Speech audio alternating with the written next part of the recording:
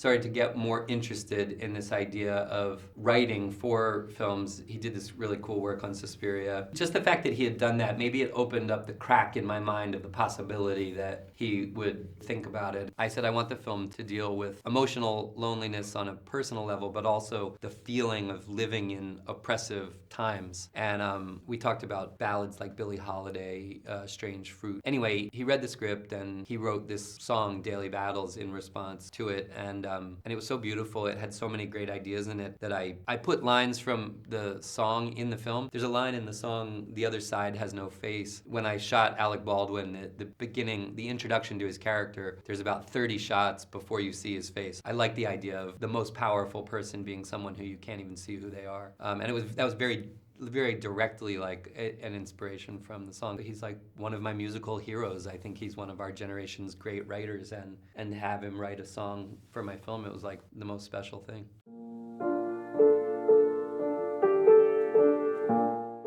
When we were making Fight Club, we were listening to OK Computer a lot, and it was very fresh at the moment, and Brad and I were both so obsessed with it that we were it was ridiculous because it was already out, but we kept pushing it on Fincher. We were like, it's like this film, and obviously it was too late. But then later, Tom and Johnny and those guys told us that when they were touring, they had Fight Club like on the bus, and they were watching it a lot. There was a spiritual alignment between those pieces, but there was never a serious discussion about merging them. But I think they were cousins, those two.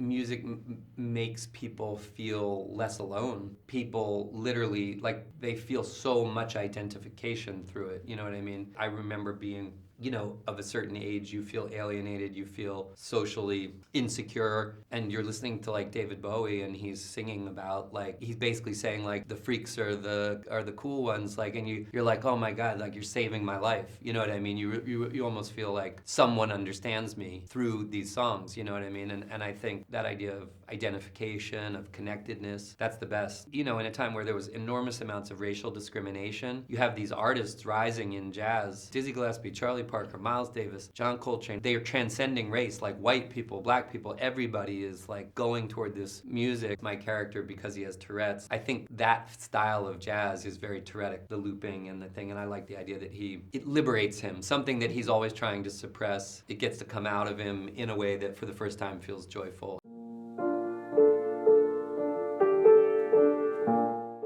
This is up there. The music from this film, I continue to listen to it even though I don't want to watch the movie anymore. Like, it's funny, I was with Quentin Tarantino recently at a thing, and I think about like the Pulp Fiction soundtrack, the way he mixed things up in that was so fantastic. It was so Spike Lee too. Spike, I think, Do the Right Thing and Crooklyn and The Summer of Sam, like those. I think Spike and Quentin use music in a way that's like unbelievable. I think they're the best users of pop music in the modern filmmaking universe.